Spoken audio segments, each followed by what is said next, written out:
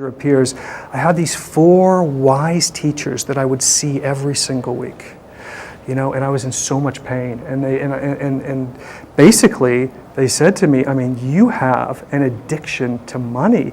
You have this dysfunctional attachment to money. I said, that's great. What do I do? They said, everything that you've done in the past, you've got to do the opposite. I said, what does that mean? They said, you've got to live a simple life. You've got to, where I went with my career was becoming a leadership coach, and I call myself a mechanic for businesses. If sales is broken, leadership's broken, finance is broken, whatever, I can fix it. I kind of know how to put those pieces together and get the car back on the road, make it high performance, whatever it is.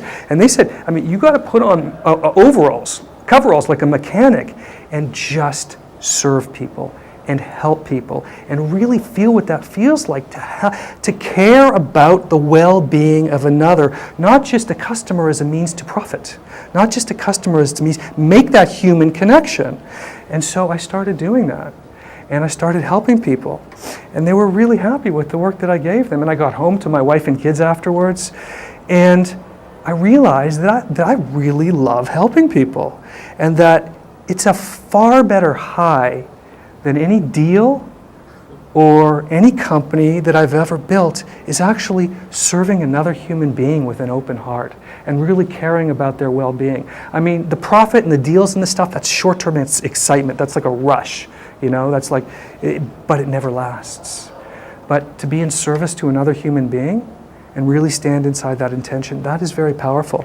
And that was very powerful for me. So I thought to myself, okay, this is working for me in my life, and there's a lot more ease. I'm getting clients, people like what I'm doing, I'm a happier person. How does business undergo a transformation of model so that what's happening in my life can actually happen in the business world?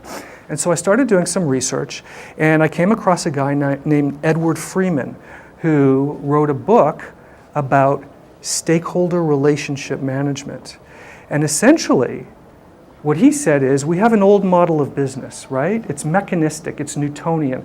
Capital, labor, property goes into this box called a corporation, out comes profit, right? And the economists from the Industrial Revolution on have become infatuated with efficiency and productivity to the exclusion of the people that are involved, to the exclusion of the environment, right?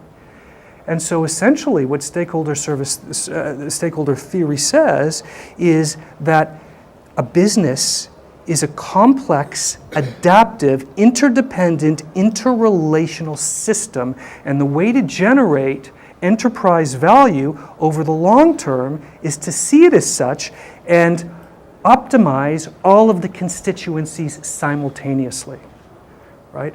So what does that mean? That means the three that make the most sense to look at is, how do you treat your people in your organization? How do you treat your employees? If you deliver happiness to those employees, how are they going to treat the customers, right? And if your customers are happy, they're going to buy more from you, and so your investors are going to be happy. And this is how the whole thing goes, because people got really off course. Our employees, let's get rid of them, let's treat them badly, let's squeeze as much profitability as we possibly can from them. No, spend more money on them. It's counterintuitive, but by spending more money on them, they're going to work harder, they're going to be happier, customers are going to be happier, they're going to buy more, investors are going to be happy because sales are going up and profits are going up.